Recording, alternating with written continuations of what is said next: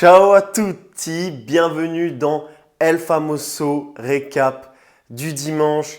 Actuellement, on est le lundi 12 décembre 2022. On est le lendemain de ma compétition et je voulais vous raconter cette histoire, ce qui s'est passé. Vous êtes beaucoup à m'avoir demandé de vous expliquer puisque c'était absolument incroyable. Je vais tout vous expliquer, il y a vraiment trop de péripéties. Alors voilà, le moment tant attendu est présent les gars. Vous allez savoir à la fin de cette vidéo si oui ou non je me suis qualifié au championnat de France, comment s'est passée ma compétition, comment s'est passé le jour le plus important de ma vie et comment tout a failli rater dès le début. Donc si jamais là quand tu regardes cette vidéo t'es pas bien posé, t'as pas le popcorn, t'as pas le petit coca à côté de toi, bah va les chercher. Mets pause, va te mettre tranquillement dans ton lit, dans ton canapé et prépare-toi pour écouter l'histoire la plus dingue de ta vie. En tout cas, moi, c'est l'histoire la plus dingue que j'ai vécue, c'est aberrant. Donc voilà, les gars, je vais commencer. Donc comme vous le saviez, j'avais une compétition prévue à Le Crest, donc à côté de Montpellier. Et moi, je suis à Marseille, donc pour y aller, avec tous mes collègues, on s'était dit qu'on allait louer un minibus. On loue le minibus, 9 places, jusque-là, tout va bien. Maintenant, vous saviez, ça fait longtemps que je me prépare. Mon seul objectif jusqu'à maintenant, c'était d'aller au championnat de France. C'est la seule chose pour laquelle je m'entraînais jusqu'à ce jour, jusqu'à cette compétition. Donc cette compétition, pour moi, c'était l'instant de vérité. C'était l'instant où j'allais pouvoir exprimer mon travail. Et il fallait absolument que je sois capable de le faire.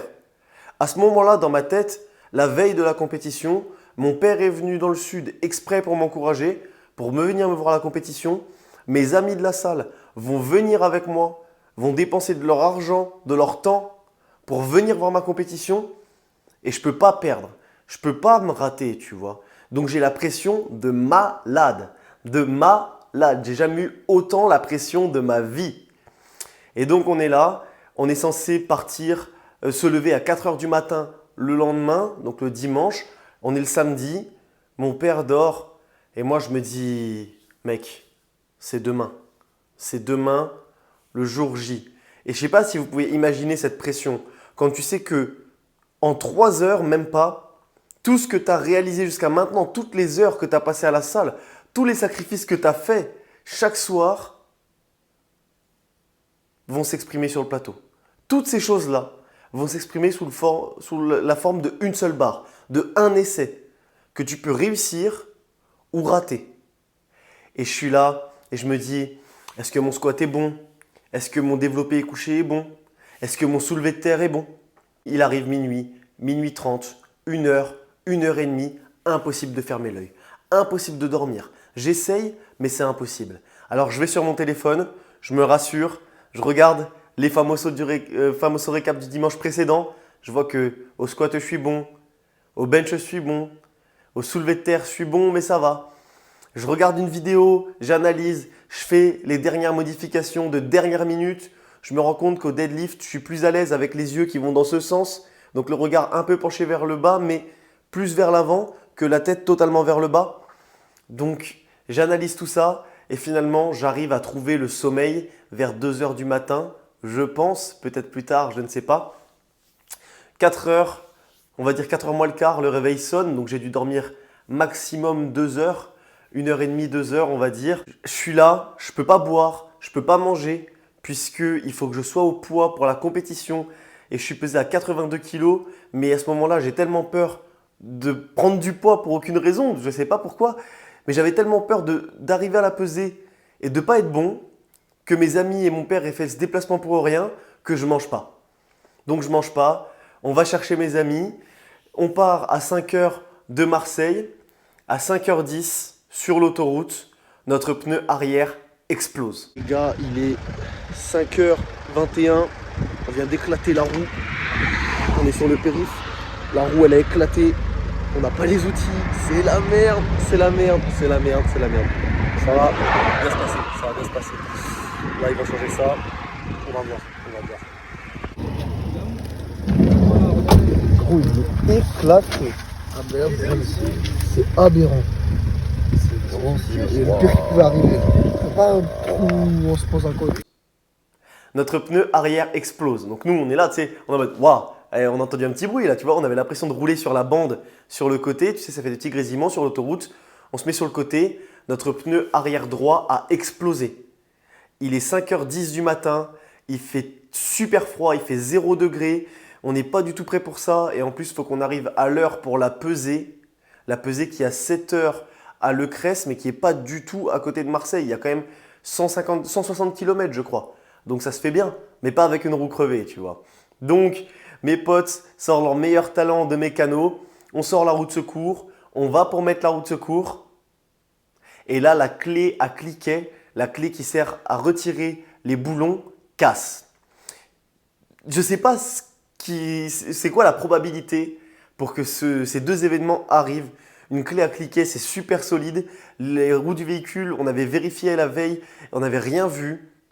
La roue explose, la clé à cliquet casse, il fait 0 degré, il est 5h30, on est au bord de l'autoroute et il faut toujours que j'aille à ma compétition.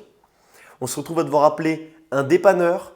Le dépanneur vient, il ne veut pas nous dépanner au bord de l'autoroute parce que c'est trop dangereux, donc il nous emmène en dehors de l'autoroute. Numéro 2.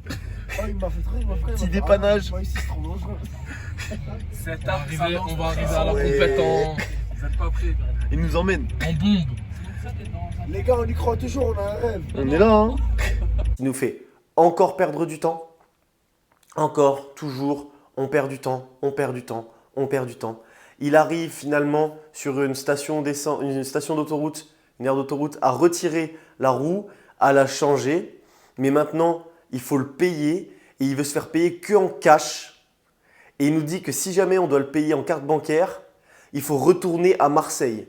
Donc c'est-à-dire que déjà qu'on est en retard, il va falloir qu'on retourne 30 km en arrière, donc perdre encore plus de temps et potentiellement ne pas arriver à temps pour la peser, pour le payer. Il nous ramène à Marseille, à son dépôt, je le paye. Donc là, je peux te dire que déjà, je suis en stress parce que je suis en retard et en plus, je dois claquer 260 boules pour le payer. Alors que ce n'est pas vraiment le moment de ma vie où j'ai le plus de thunes, si tu vois ce que je veux dire.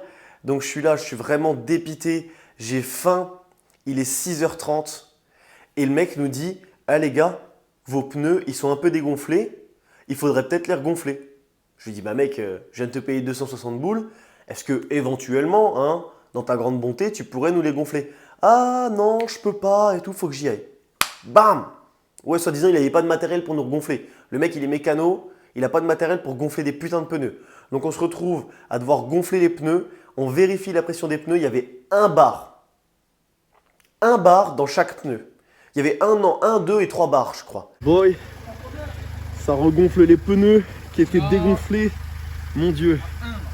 Mon Dieu, on va jamais y arriver. Ça regonfle les pneus. Il est 7h. On devrait déjà être à la pesée là normalement. On va arriver un petit peu tard. J'espère qu'ils vont m'accepter à la compétition. J'espère que j'aurai le temps de m'échauffer. Let's go. Donc, on trouve un endroit pour gonfler les pneus. On gonfle les pneus. On part, il est 7h. C'est-à-dire qu'à l'heure à laquelle normalement j'aurais dû arriver sur le plateau de compétition, pour me peser, je pars seulement de Marseille.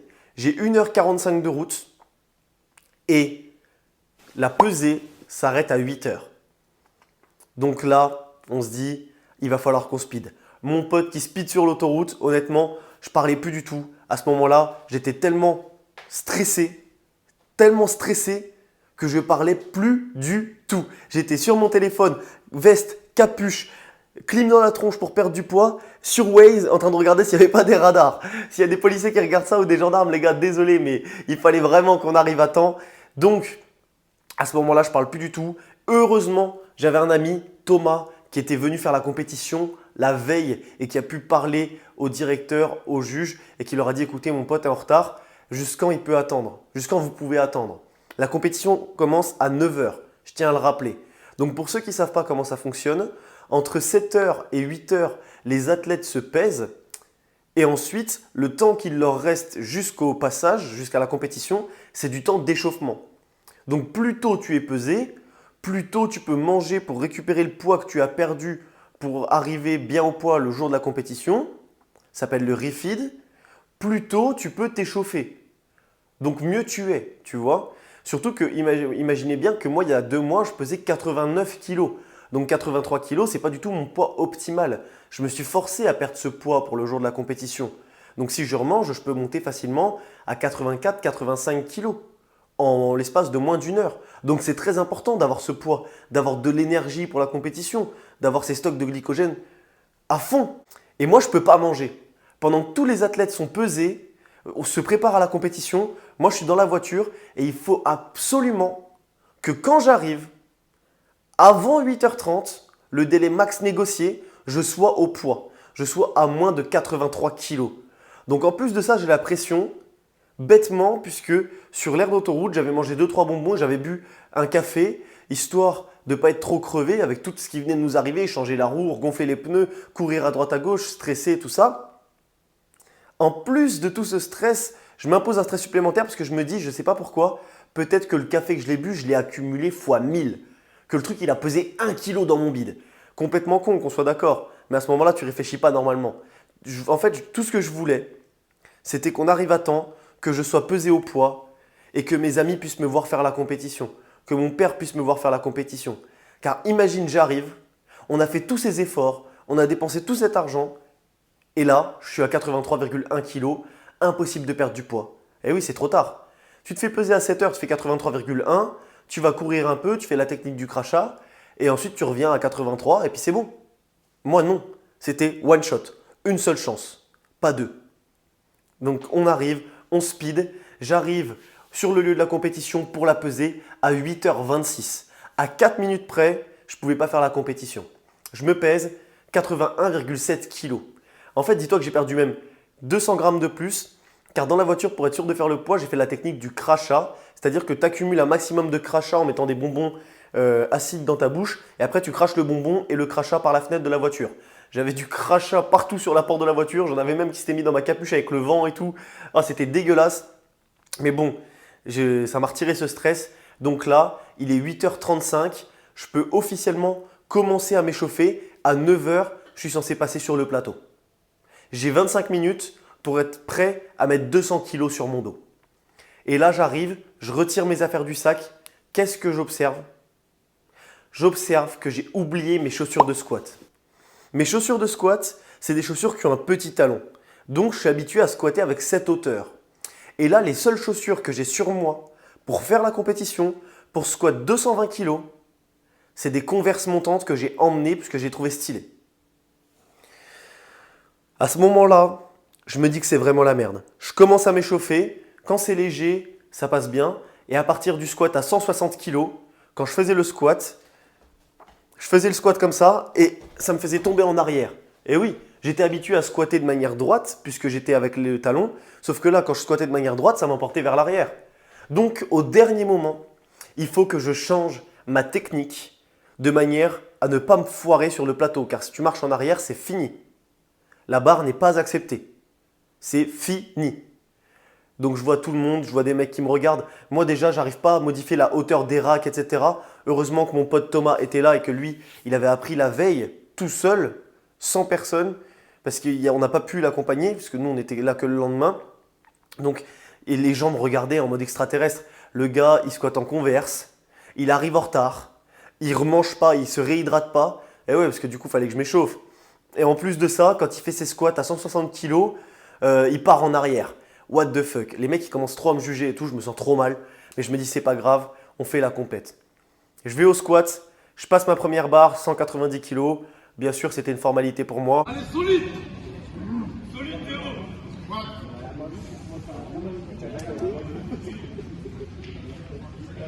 Allez! Deuxième barre, 205 kg, formalité également. Allez! Allez!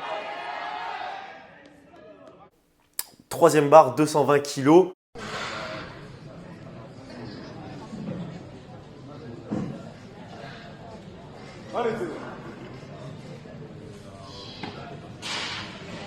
Ike, Raina! Tatakai!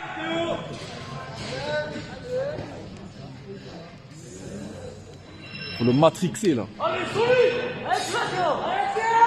Lightweight!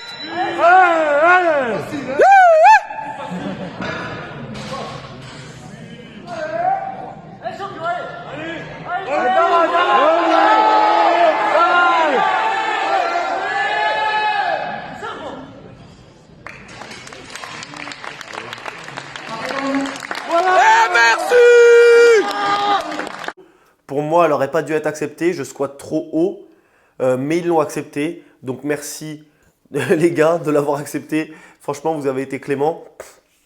En vrai, ils ont jugé tout le monde pareil, mais pour moi, personnellement, je me serais jugé plus sévèrement.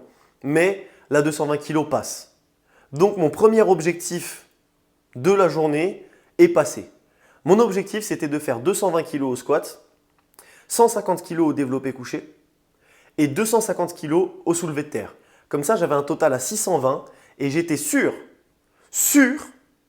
d'être qualifié au championnat de France avec des barres que je maîtrise, que j'ai déjà fait des dizaines de fois. Donc commence le développé couché. À partir du moment où le squat est passé, je commence un petit peu à déstresser. Je peux manger un petit peu. J'ai mangé 3 cornichons, je n'ai pas mangé beaucoup, qu'on se le dise. Des bonbons, pilule de caféine pour toujours rester bien réveillé car on se rappelle que j'ai que 1h30 de sommeil dans les pattes. Et je me réhydrate avec de l'eau et des électrolytes. Je m'échauffe un petit peu au développé couché. Je regarde un petit peu les mecs qui s'y connaissent et du coup je m'échauffe en même temps qu'eux puisqu'ils ont des coachs. Moi j'ai pas de coach donc du coup je regarde ce que leur coach leur dit de faire et je fais pareil, tu vois. Donc à partir de ce moment-là, je prends les infos un peu gratos et je vois s'il faut s'échauffer beaucoup avant, pas beaucoup avant la compétition, tu vois. Avant le passage, je passe 140 kg, c'est moi qui ouvre avec le plus gros développé couché. Donc apparemment ce jour-là, c'est moi qui avais le plus de force au développé couché. 140 kg validé, bon bah voilà, ceux qui me connaissent, ceux qui regardent les Famoso récap du dimanche, vous savez que 140 kg pour moi ça passe très bien.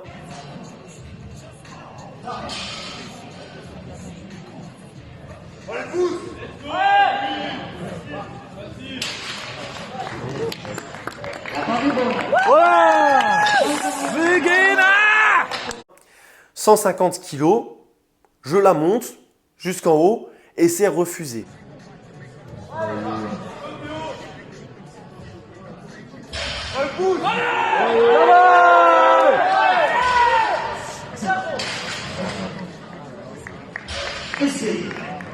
What? Oh là là, en fait, si vous voulez, c'est interdit de redescendre la barre. Ça s'appelle une redescente, c'est totalement interdit. Donc, il y a deux manières de faire. Il y a ce qu'on appelle le soft touch. On pose la barre ici, on attend les ordres et on la remonte. Ou alors sync la barre. On enfonce la barre ici et quand on a l'ordre, on la rebooste. Moi, je fais du sync. Je sync la barre. Sauf que ce jour-là, j'ai voulu la soft touch. Je ne sais pas pourquoi. Ne me demandez pas pourquoi. Donc, je soft touch la barre, je la pose, il me donne l'ordre et je sync la barre. Sauf que du coup, elle est là et à partir du moment où on m'a donné l'ordre, si je fais ça, ça veut dire qu'elle est redescendue. Donc, on me la refuse. Et là, je me dis au dernier moment, on m'a refusé 150 kg. Il faut que je la passe. Donc, mon deuxième essai, je vais la soft touch. Je vais changer totalement ma technique du tout au tout pour la passer. Je prends la barre, je la pose, je la soft touch, je la remonte et c'est refusé.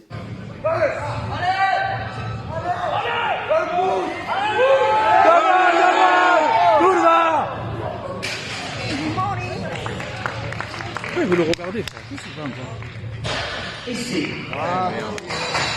Mes fesses se sont un petit peu levées du banc, apparemment. Moi, je crois les arbitres. Et en plus, ça, c'est quelque chose qui se voit bien. Mais d'habitude, j'ai un mini bout de cul qui touche. Là, visiblement, même si tu as un mini bout de cul qui touche, si ton cul se lève un tout petit peu, c'est refusé. Donc, je me retrouve avec un total à 360, ce qui me force pour me qualifier au championnat de France à faire une barre au soulevé de terre à 260 kg. Pour ceux qui ont suivi les anciens récaps, j'ai jamais passé de ma vie 260 kg au soulevé de terre. Jamais. Jamais. Avant, je m'entraînais uniquement avec des sangles. Donc, c'est-à-dire que tu as une technique plus simple. Enfin, c'est plus simple de soulever la barre avec des sangles puisque tu n'as pas de problème de grip, tu vois. Et le grip, c'est mon plus gros problème. Et même avec des sangles, même en étant à 100% de ma forme, j'ai pas été capable 3 fois de soulever 260 kg. 3 fois, j'ai échoué à soulever cette barre.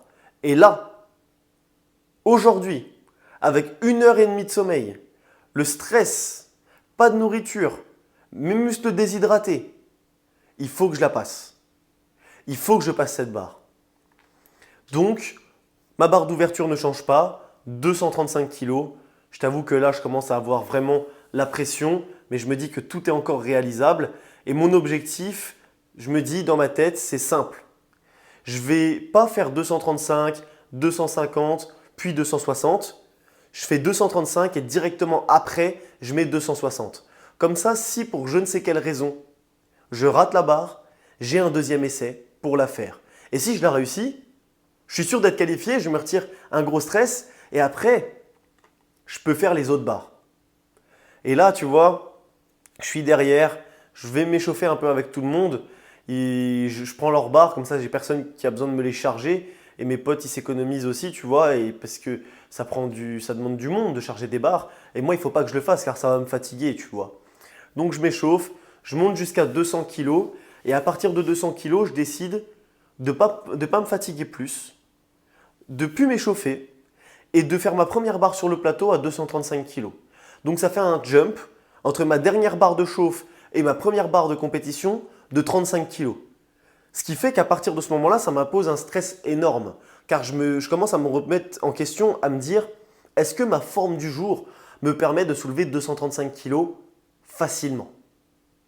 Je ne sais pas, tu vois. Donc j'attends 15 minutes entre ma dernière barre de chauffe et ma barre de passage. C'est énorme. Donc j'étais totalement déstabilisé, j'étais pas du tout prêt à faire ce passage. Mais on m'appelle et il faut que j'aille au combat. Il faut que je soulève cette barre. C'est la première, celle qui va dicter le ton du reste de ma compétition. Donc il faut absolument que je la réussisse bien. Je me positionne, je me concentre, je monte la barre. Je sens qu'elle est lourde. Je la sens très lourde. Pas aussi légère qu'elle devrait l'être. Beaucoup plus lourde que ce que 235 kg représente pour moi normalement. Je monte la barre, j'arrive en haut et là je perds l'équilibre. Je relâche un peu la barre, je la récupère et je remonte jusqu'en haut. Et là, tu vois mon visage se décomposer. Je connais les règles. Et pour ceux qui ne le connaissent pas, ça s'appelle une redescente. Ma barre est refusée. Allez!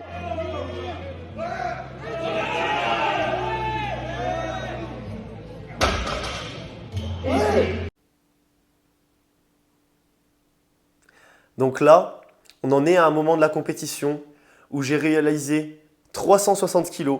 Il faut absolument que je passe 260 kg, mais je ne l'ai pas encore annoncé aux arbitres. C'est-à-dire que j'ai encore le choix de modifier ma deuxième barre.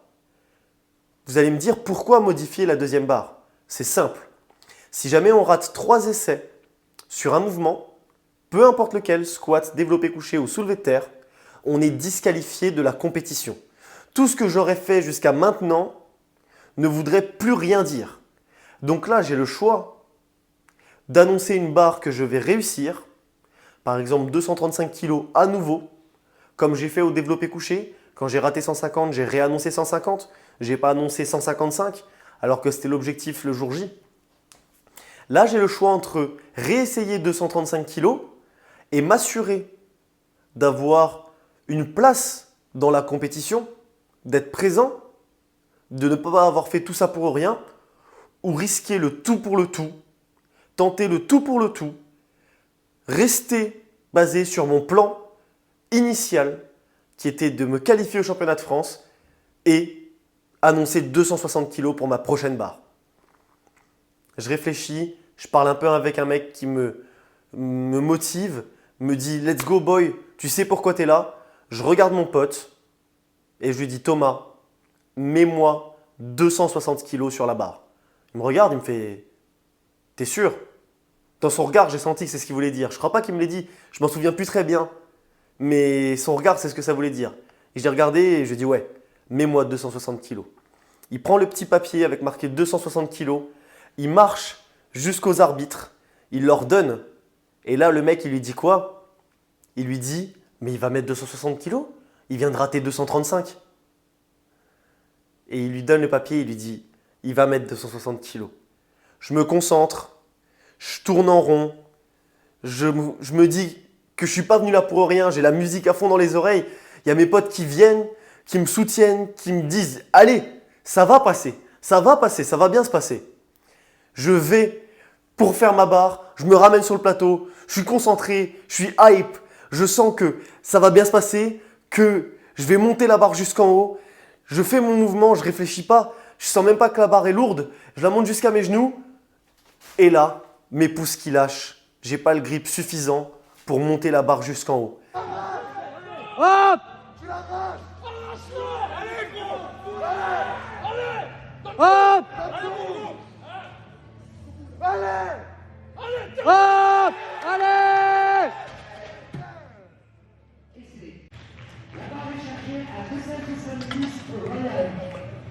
Et ceux qui regardent les autres récaps, ceux qui me connaissent, vous savez que j'ai un grip d'enfant malade, que mon gros point faible, mon gros point faible, mon plus gros point faible, c'est mon grip. Et ça arrive très souvent.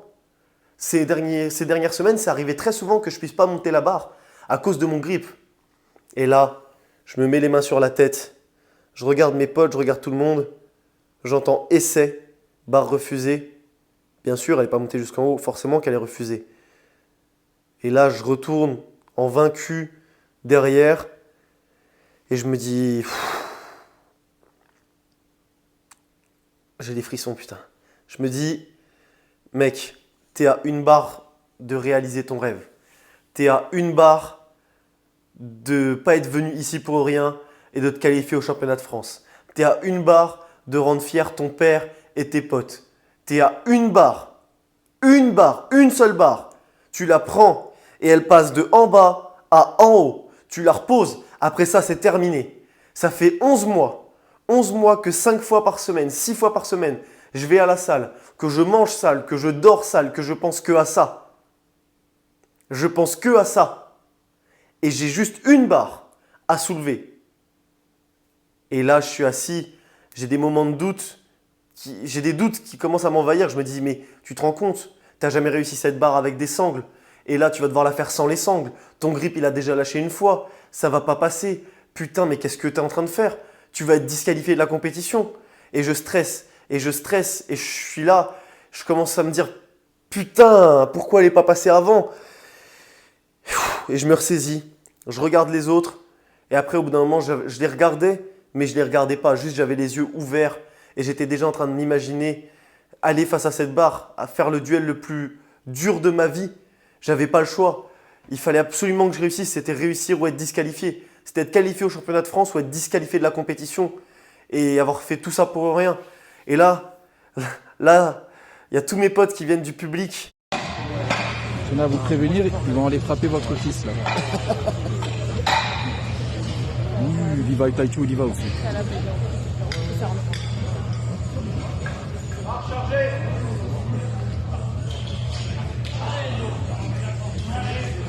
Allez Enzo, fort! Allez mon gars! C'est totalement interdit. Normalement, il n'y a que les arbitres. Enfin, j'en perds mes mots. Il n'y a que les coachs qui ont le droit d'être derrière. Et il y a tous mes potes qui marchent du public, qui passent derrière, qui me rejoignent. Ils sont 6, 7 autour de moi. Je suis là. Je commence à regarder la barre et tout, à me concentrer. Et là, ça va être mon tour. Il n'y a plus qu'une personne avant moi. Ça veut dire qu'il reste 20 secondes avant que je passe.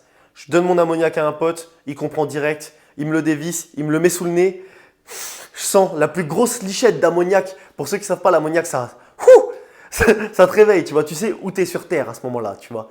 Tu es bien là, tu es présent. Je sens la plus grosse lichette d'ammoniac. Normalement, il faut sentir à cette distance, je le sens à ça. Et là, je suis comme ça. Je commence à reprendre mes esprits un petit peu. Et juste quand je reprends mes esprits, mon pote, il prend l'ammoniac, il me le met comme ça dans mon nez. Donc, j'avais le nez dans la boîte. Je le sens le plus fort que j'ai jamais senti un truc. Et je le sens tellement fort que là, ça me fait pleurer. J'ai les yeux qui pleurent. Je suis en mode, waouh. Je pleure et tout. Et là, ils se mettent tous à me taper sur le dos en mode, allez! Tu vois, ils crient tous. Ils me tapent sur le dos comme ça. Et ils me tapent tous tellement fort, un par un, que je rebondis comme ça, tu vois. À chaque tape, je fais, oh, comme ça. Je suis un petit ressort qu'on tape et qu'on compresse, tu vois.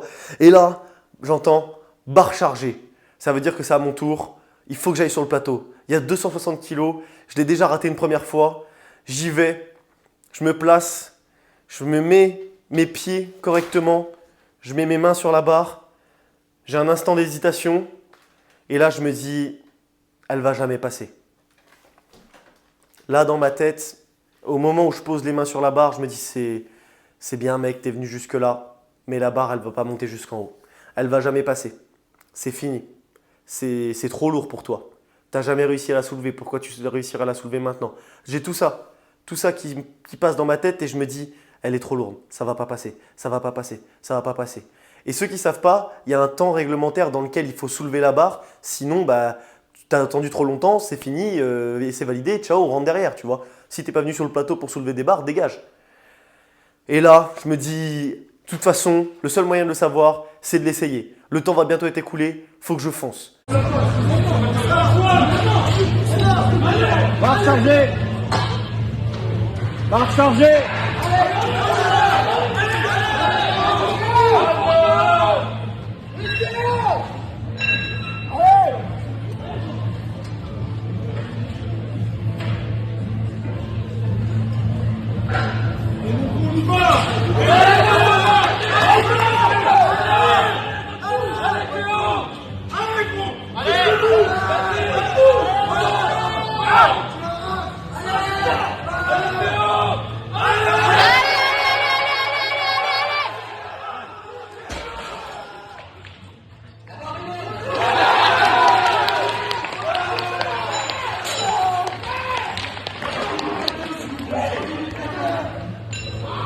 Et là, je prends mon élan, je mets un gros coup de hanche dans la barre, je la soulève et je sens qu'elle passe mes genoux. Elle passe mes genoux et là, je sens que c'est un peu dur et je monte et je suis en haut. Je regarde partout et je me dis putain, elle est en haut, je verrouille.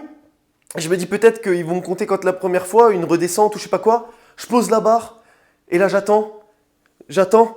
Est-ce que les arbitres vont me dire, est-ce que les juges vont me dire que la barre est redescendue, qu'elle n'a pas compté? Et là, barre validée. Barre validée. Barre validée.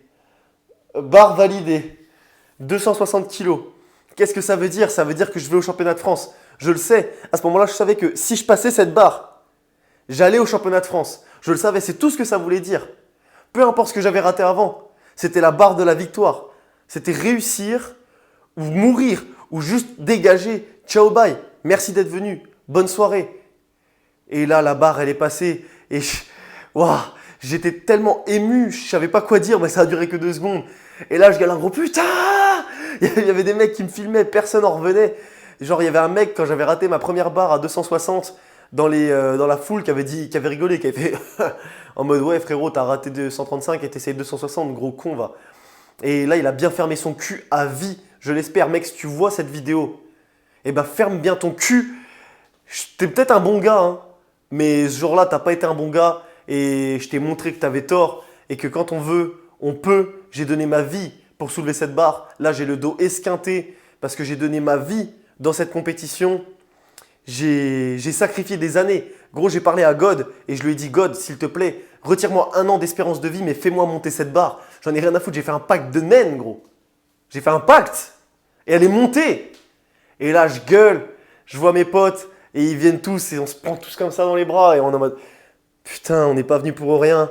Même si la roue du camion a explosé, la clé a cassé, le mécano nous a fait casquer, on a dû speeder sur l'autoroute, perdre du poids, arriver à 4 minutes, de ne pas passer la pesée, oublier mes chaussures et devoir modifier ma technique au squat, devoir modifier ma technique au développé couché, rater mes 2 premiers essais au terre, entendre les mecs critiquer ma manière de faire et me dire putain, il fait des trop gros jumps, il va se rater, me regarder avec des gros yeux en mode pourquoi tu fais ça?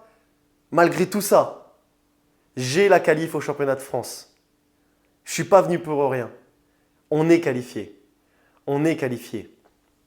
Et là, la cerise sur le gâteau, mon adversaire pour la 3e place, avec qui je suis égalité mais qui pèse 1 kg de plus que moi, rate sa dernière barre. Donc en plus d'être qualifié, je suis 3e.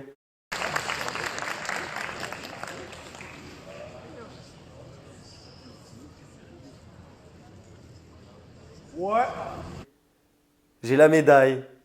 Je l'ai posée là-bas, je ne sais plus où elle est. J'ai la médaille. Je Je suis qualifié au championnat de France. J'ai rencontré plein de monde. Ceux qui étaient là et qui ont vu ça, à qui j'ai parlé derrière. Les gars, venez dans les commentaires que je vous retrouve. Parce que je ne connais pas vos prénoms. Je parlais avec des gars, je ne connais pas vos prénoms. Mais vous êtes tous des bons. Et je suis trop ému et je suis trop content. Et merci à mes potes, merci à mon père d'être venu. Merci à tout le monde, tous ceux qui m'ont soutenu en mettant des petits commentaires sous la vidéo, en m'envoyant un message pour me demander des nouvelles, pour me féliciter pour ma compétition, la veille pour me souhaiter bonne chance. Dites-vous que vous faites partie de tout ça. Chaque fois qu'une personne regarde mes vidéos, que ça me fait une vue en plus, je le sais et je suis content et je me dis que je ne suis pas seul. Chaque fois qu'il y a un commentaire, qu'on parle ensemble, je le sais, ça me motive. Donc vous faites partie de l'aventure et c'est pour ça que je voulais vous partager ça. Donc les gars, merci à vous. J'espère que cette petite histoire vous a plu. Maintenant, on se dit rendez-vous le week-end du 8, 9, 10 avril à Nancy en 2023 pour les championnats de France. D'ici là, vous allez pouvoir suivre ma progression car je vous annonce que j'ai des très gros objectifs. Mais ça, ce sera l'occasion d'un prochain récap du dimanche que vous en parlerez. Au passage, on en profite pour retirer les 260 kg au soulevé de terre. L'objectif des 260 kg a été achevé. Je le pose là. On va accomplir de nouveaux objectifs. Je peux vous dire que… Ok, j'ai parlé pendant trop longtemps. La vidéo s'est coupée. Mais je reviens là où j'en étais. Je peux vous dire que le plus dur arrive maintenant. Je vais vraiment tout donner. Je vais vous vendre du spectacle. Je vais m'entraîner vraiment 2 fois plus dur. Je vais soulever les 300 au terre, plus de 250 au squat, me rapprocher des 200 kg au développé couché. En tout cas, ça, c'est les objectifs. Comptez sur moi pour vous donner le meilleur spectacle possible. Je n'ai pas envie d'arriver là-bas et d'être dernier. J'ai envie que les gens se disent « Waouh, ok, bien joué le nouveau, ok, bien joué ». Que les mecs ils se disent « Si jamais je gère mal mon match, ce mec peut me battre ». Tu vois ce que je veux dire? Je veux leur faire peur. Et ça, je vais le faire grâce à vous. Vous allez être les premiers témoins de ma route vers les championnats de France, car la route vers les championnats de France continue et n'est pas près de s'achever, car après ça, ce sera route pour les championnats du monde. En tout cas, ça, c'est dans les rêves, mais on verra bien ce que ça donne. Moi, je vous dis à la semaine prochaine pour El Famoso Récap du dimanche. À la prochaine pour les championnats de France, s'il y a des athlètes qui me regardent. Entraînez-vous bien. J'espère que ça vous a plu. Ciao!